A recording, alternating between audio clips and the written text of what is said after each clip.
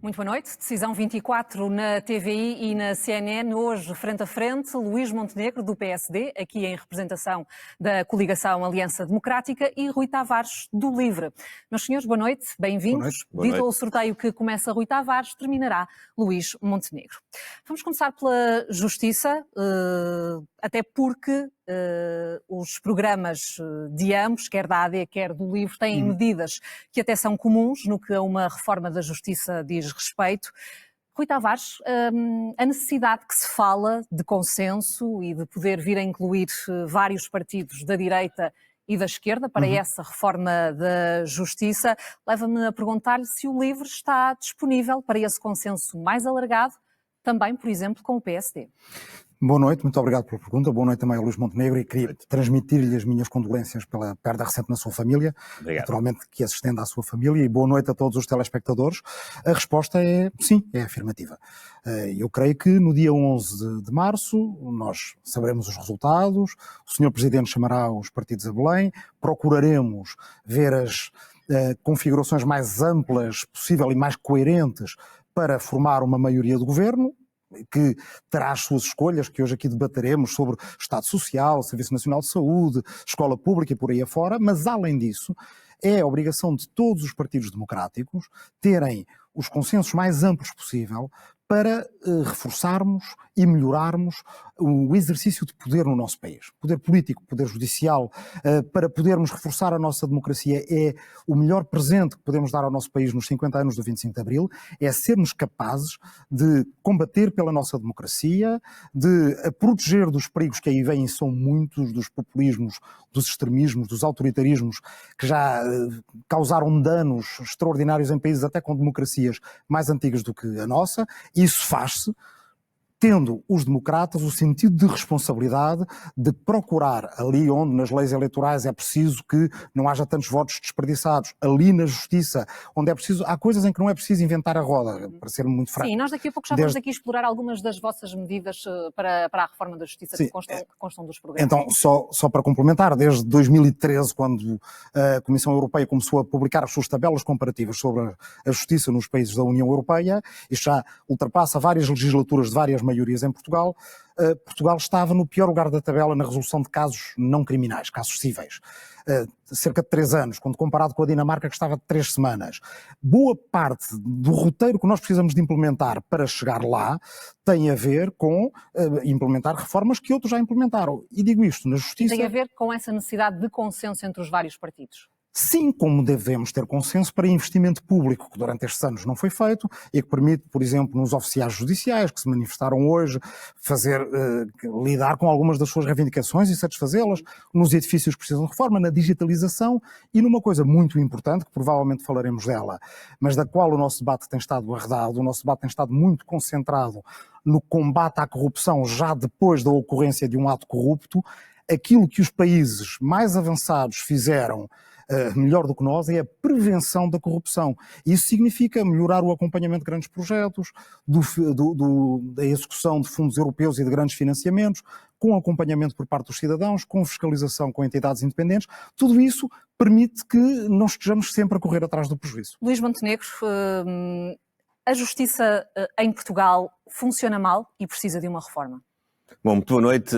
A Justiça tem problemas que estão identificados. Eu tenho falado sobretudo de 2 áreas que me parece que são mais pertinentes nesta fase. A área precisamente do processo penal, do direito criminal, por um lado, e por outro lado a área do direito administrativo e tributário, onde os atrasos são maiores do que no resto da Justiça. Como o Rui Tavares dizia, e muito bem, nós partimos há uns anos esta parte de uma situação em que, do ponto de vista comparativo, tínhamos um sistema que não dava resposta rápida, nomeadamente em matéria não penal, na matéria civil.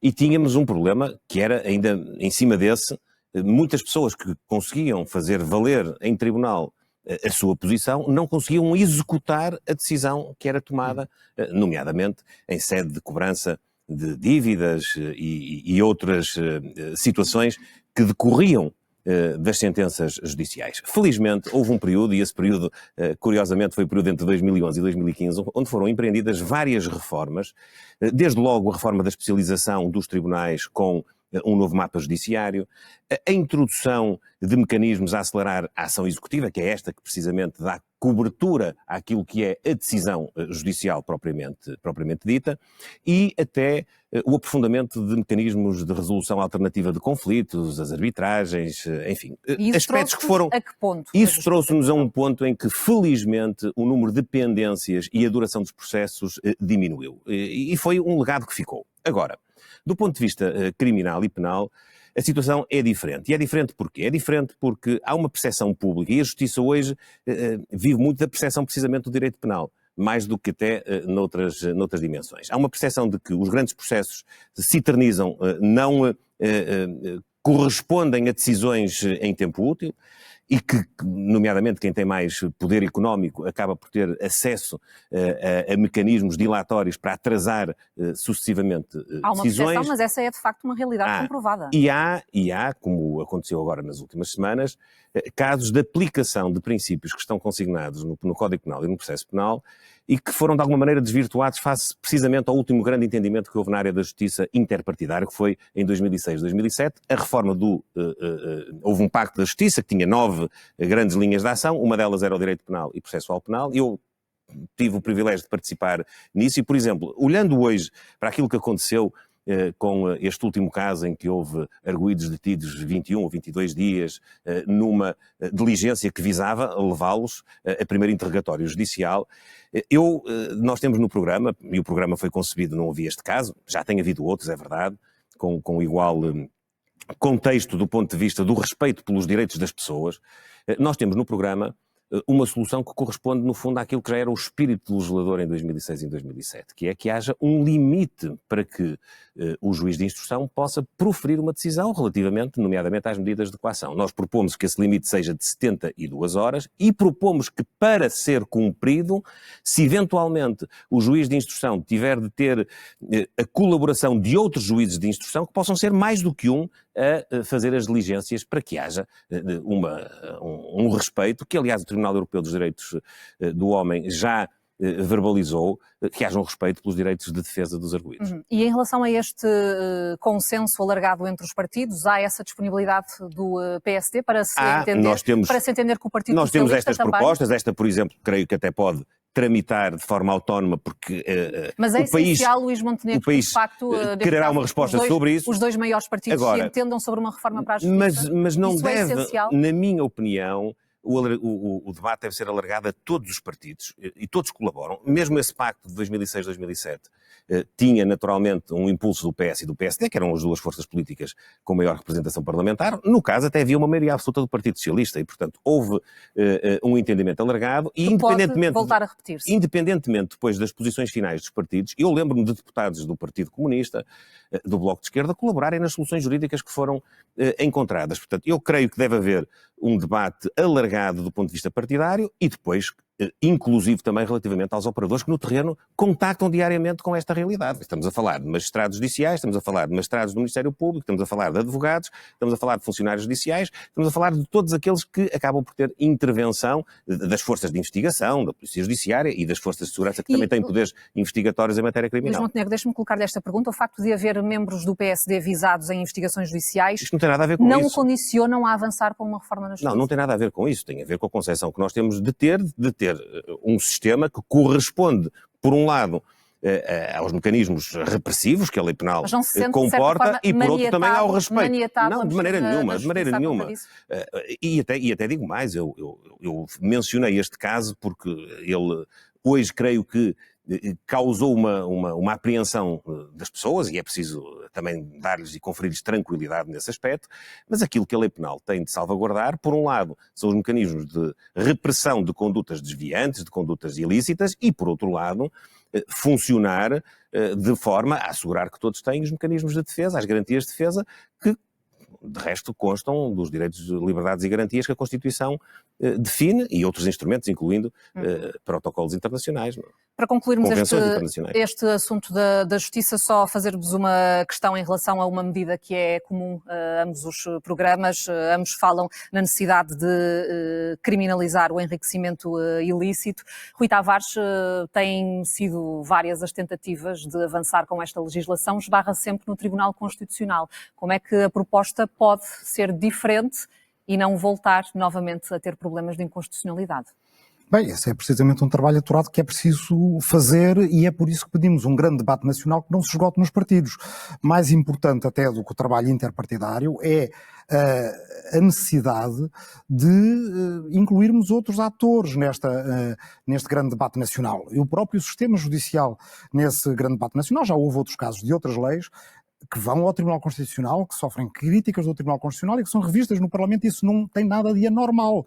É assim que deve funcionar em democracia. Mal estaremos se voltarmos ao tempo em que o Governo protesta de cada vez que o Tribunal Constitucional decide contra medidas suas. O tempo de que o Luís Montenegro está a sorrir porque se lembra muito bem. Há aqui três coisas... Só interrompo para dizer, porque acabou por ter graça, a formulação que encontrou para o Parlamento poder ultrapassar pronúncias constitucionais. Mas eu depois falarei sobre este caso em concreto. Há vários elementos novos de que nós precisamos no sistema de justiça. Deixe-me focar num porque é muito importante.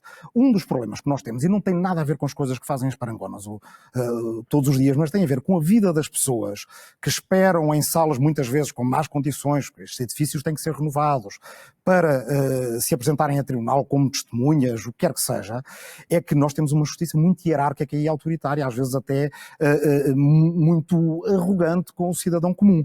Não é assim nos julgados de paz, e uma das coisas que o livro propõe é que façamos um grande investimento nos julgados de paz, que até possamos dar, como eu tenho bastante tempo, eu gostaria de me focar em só dois ou três exemplos. Mas temos que ir a outros temas também, portanto vou tentar adiantar. E eu também vou tentar ser muito breve. Nos julgados de paz, nós acreditamos que até a própria comunidade judicial pode, ou judiciária, pode avançar na constituição de novos julgados de paz, de forma mais cooperativa e com trabalho em equipe, não têm férias judiciais, funcionam de forma mais célere, muito mais humana. Outra questão, a prevenção da corrupção, como aqui já foquei. Os países que focam todo o seu debate no combate à corrupção são países nos quais o populismo convenceu as pessoas que é tudo bandido e a única coisa que há a fazer é apanhar alguns dos bandidos e condenar alguns desses bandidos, sempre menos crescente, porque não se investiga todos os que o são, nem se condenam todos os que são investigados. Os países que de facto estão no topo das listas com menos corrupção em todo o mundo são os que fazem prevenção da corrupção. Se as coisas passam à luz do dia, se as coisas são fiscalizadas, se os cidadãos são envolvidos, não chega a haver o ato corrupto em si, é imprático, é até inconcebível. Um aspecto que aí é a diferença e acho muito importante. O Luís Montenegro falava de falar com todos os partidos. Para o bem e para o mal, e podemos não gostar e eu não gosto, a política portuguesa está neste momento dividida em três áreas distintas. Uma área da esquerda, de que nós fazemos parte e que lutaremos para que seja maioritária, uma área da direita democrática, onde está a AD e onde está a Iniciativa Liberal, e uma área da extrema-direita, que tem uma concepção do direito completamente... E vou dar um exemplo que nos permite ver como não podemos ser ingênuos em relação a este perigo.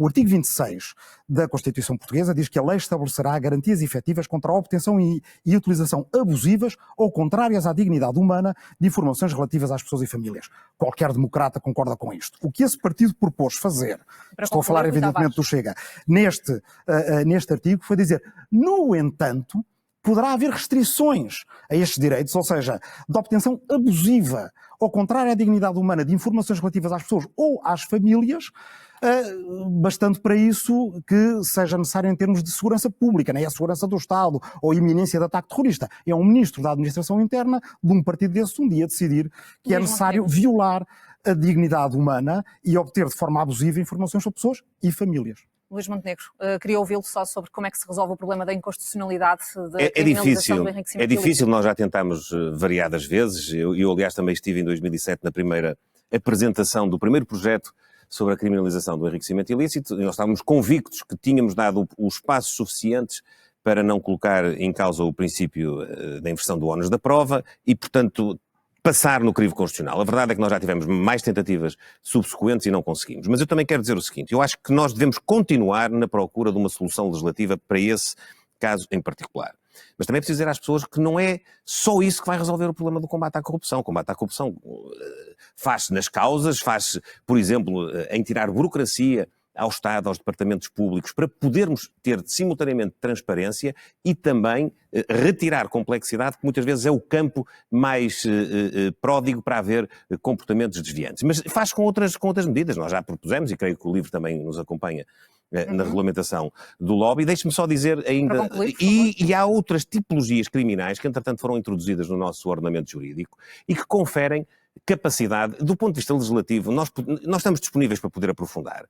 Mas há muita gente que trabalha no Ministério Público, na Polícia Judiciária, nas entidades que investigam, nas forças de segurança que têm capacidade de investigação criminal e que muitas vezes nos referem, e nós temos de os ouvir, nós não temos propriamente um grande problema nas leis, nós temos um problema na capacidade de investigação, nos meios que temos de colocar à disposição das autoridades para elas levarem até ao fim. Evidentemente que, se o edifício legislativo for robusto, melhor ainda, não é? Mas, senhores, vamos falar de pensões. Ambos têm propostas para aumentar os pensionistas, mas com diferenças. No caso da AD, Luís Montenegro, trata-se de um aumento do rendimento dos pensionistas através do complemento solidário para idosos. Quando anunciou esta medida para as pensões, houve até aqui interpretações erradas. O senhor esclareceu depois que, de facto, a proposta era só para o complemento solidário para idosos. Seria desejável essa convergência de todas as pensões mínimas com o salário mínimo nacional, antevê que isso seja possível num horizonte temporal mais alargado? O nosso compromisso é o seguinte: em primeiro lugar, atualizar anualmente as pensões de acordo com os critérios que estão fixados na lei e que têm, sobretudo, como referência o valor da inflação. Isto é para dizer aos pensionistas que não vão perder, do ponto de vista do seu rendimento, a atualização que a lei confere, para que não haja a dúvida que por acaso se instalou em 2022, quando o Partido Socialista cortou 1.000 milhões de euros no sistema de pensões. Em segundo lugar, nós propomos que, tal como aconteceu no passado, até nos tempos da Troika, em que foram descongelados os aumentos precisamente das pensões mínimas, foi quando tínhamos a Troika em Portugal que nós descongelámos as pensões que tinham sido congeladas pelo Partido Socialista, que tanto nos imputa a nós essa responsabilidade. Aquilo que nós queremos é que essa atualização possa ser superior, na sua amplitude, nas pensões mais baixas. E, finalmente, porque não há dinheiro, porque se houvesse dinheiro, eu era o primeiro a desejar que todas as pensões mínimas evoluíssem para o valor do salário mínimo nacional. Isso não é possível nem num horizonte não antevê que neste momento não é possível e não é muito fácil de criar condições financeiras em Portugal para poder alocar um aumento tão significativo da despesa. Agora, é possível ser... Mas deixe-me só dizer isto.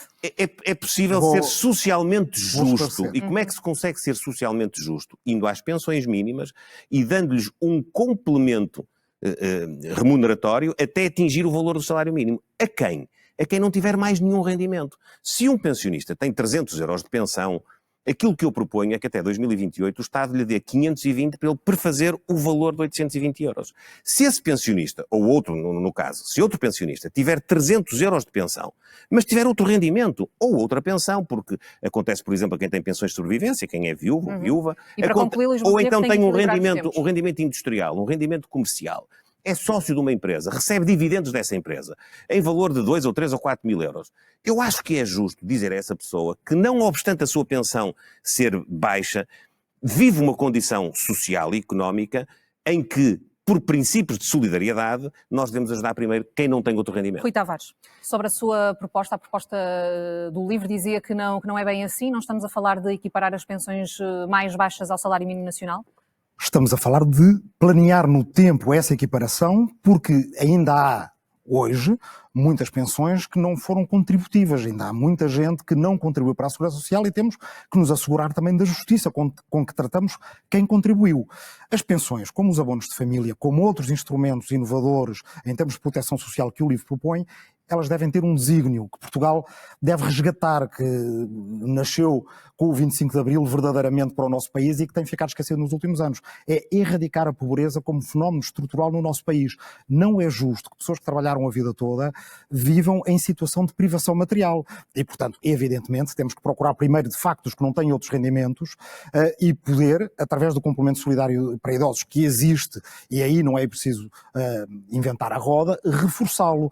como o LIVRE reforçou do outro lado da escala da vida, na infância, o abono de família. Começámos por reforçá-lo, através de proposta orçamental neste último ano, as famílias monoparentais, ou seja, pais e mães sozinhos, solteiros, que têm crianças, dos que mais sofreram com o aumento da inflação e que, assim, podem fazer face, com as majorações que nós fizemos, a mais despesas. Mas depois também é preciso ter aqui outros instrumentos, os tais instrumentos inovadores, a meio da vida. Significa isto, que uma pessoa entre os 18 e os 35 anos, que está na entrada na vida ativa, que não vem de uma família rica, pelo contrário, não tem as posses que lhe permitem, como outros concidadãos nossos permitem, comprar o material para poder desempenhar a sua vocação, o seu talento e com isso contribuir para a sociedade. Poder, com alguns amigos, fundar uma pequena empresa, uma cooperativa ou completar um ciclo de estudos. Como é que isso se resolve?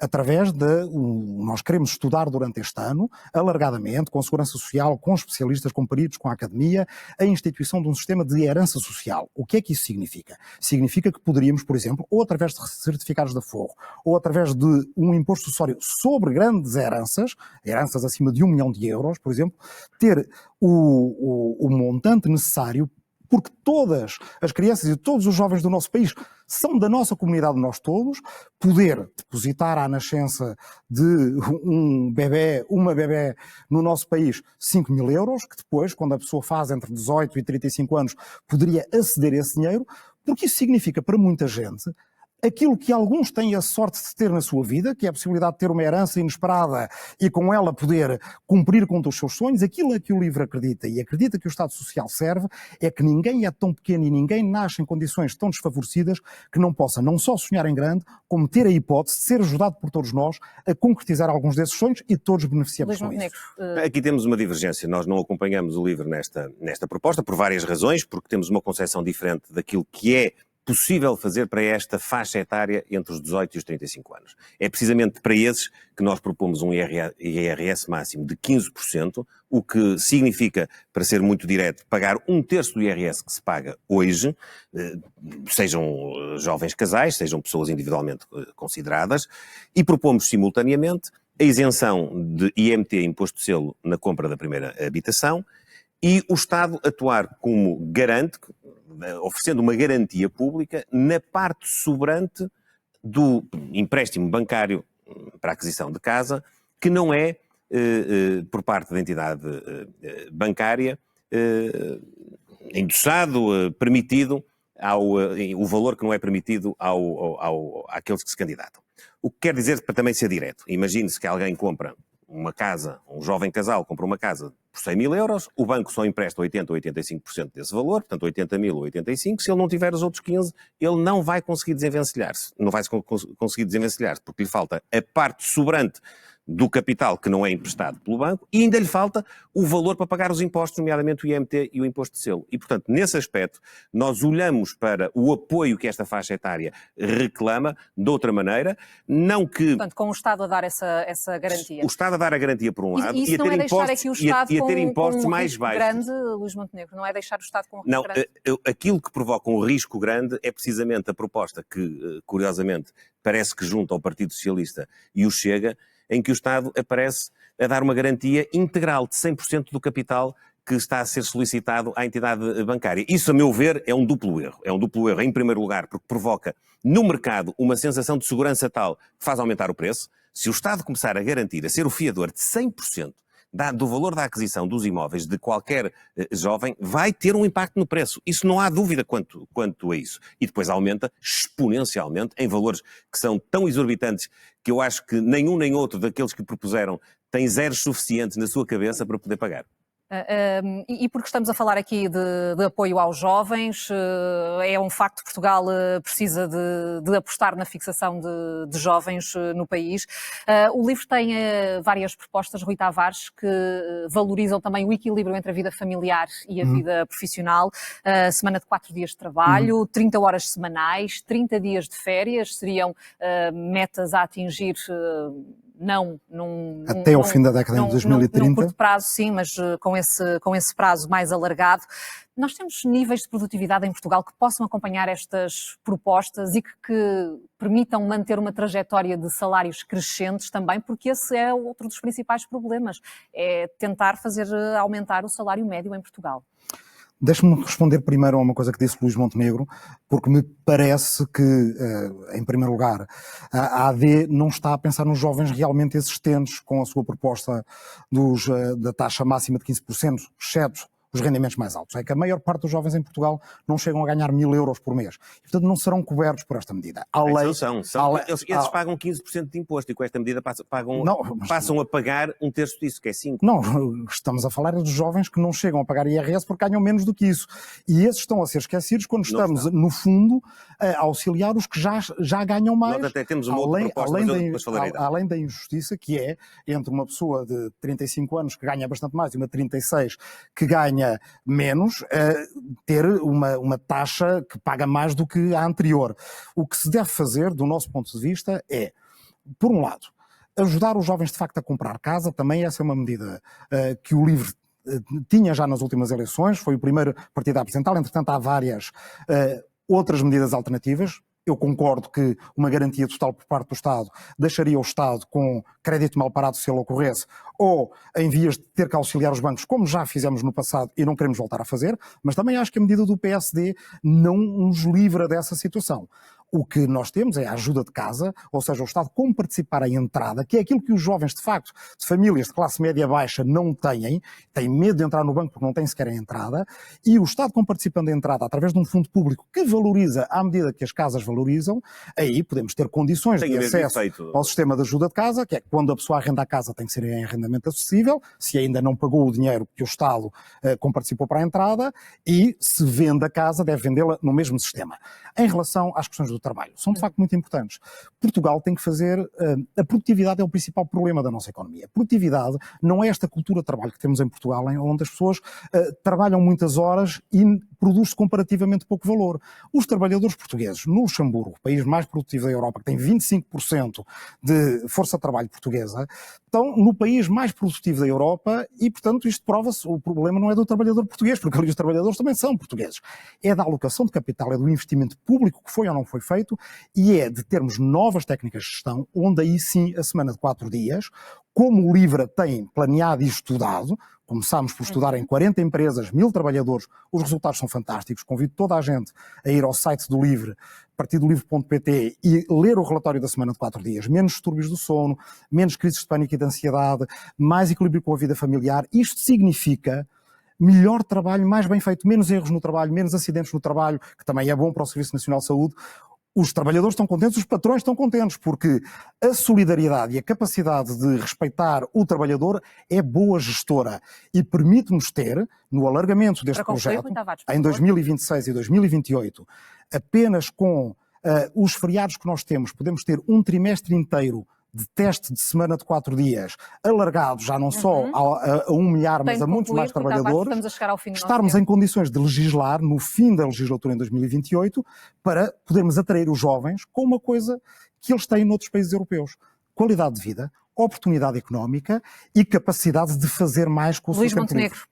É um objetivo absolutamente crucial de Portugal nos próximos anos. Ter capacidade de reter os nossos jovens e de evitar que eles vão à procura de uma oportunidade para o estrangeiro. E a conciliação entre a vida profissional e a vida... Ou de regressarem, permita-me dizer, porque é natural ir para o estrangeiro, mas é bom voltar ao nosso país. E infelizmente há muitos que vão e que depois não regressam. Mas é muito importante que se consigam implementar políticas públicas que deem efetivamente essa conciliação entre a vida profissional e a vida pessoal. Porque, quer do ponto de vista salarial, quer do ponto de vista das respostas dos principais sistemas públicos, educação, saúde, habitação. Por exemplo, no caso da educação, nós defendemos o acesso universal e gratuito dos 0 aos 6 anos, creche e pré-escolar. Tudo isso são políticas que são importantes. E é preciso também estimular a produtividade. Estou absolutamente seguro disso, por isso propusemos um 15º mês livre de contribuições e impostos para prémios de produtividade. Agora há uma coisa só que eu quero dizer sobre a semana dos 4 dias. A semana dos 4 dias vale a pena explorar, não há dúvida nenhuma, há vantagens, vale a pena explorar de uma forma facultativa, de uma forma que possa ser conciliável com a natureza da empresa na qual ela está a ser implementada. Porque há muitos países que já estudaram, Mas, incluindo na a administração mesma pública. coisa Olha, passa-se com a jornada de 8 horas. na Islândia e na Suécia não. experimentaram diminuir a carga horária, ainda antes de passar aos 4 dias, e depois tiveram que refazer essa medida. Na Alemanha também houve uma experiência, em Espanha está neste momento em curso, a Bélgica também tem uma em curso. E sabe que eu ainda não tive ocasião, mas vou ver as conclusões que falou há bocadinho. A portuguesa foi a maior de todas. Mas sabe que uma das conclusões que se tirou em vários destes países, o Japão também tem uma experiência dessas, que já está foi com um as pessoas aproveitarem, veja bem, as pessoas aproveitarem a oportunidade de terem menos dias de trabalho para terem um segundo emprego. O que quer dizer que em muitas circunstâncias ter baixos salários tem mais relevância do que propriamente Mas eu ainda sou do tempo em que se dizia que o grande problema da economia portuguesa era os funcionários do trabalho e que os salários baixos sacaram a nossa competitividade. Para aumentar a produtividade e a competitividade da economia portuguesa e até da administração pública portuguesa, nós não podemos penalizar as atividades e esta medida, se não for minimamente enquadrada dentro da realidade específica de cada empresa, é naturalmente um óbvio. Mais produtividade é salário mais alto. Rui Tavares. Assim se espera. Luís Montenegro, obrigada a ambos pela presença neste debate. Está a chegar ao fim esta reta de debates, esta maratona de debates. Amanhã na CNN ainda terá frente a frente, Bloco de Esquerda com PAN. Segunda-feira, aqui na TVI, pode ver PS, AD, Luís Montenegro e Pedro Nuno Santos, frente a frente, às 20h30 da noite. Boa noite.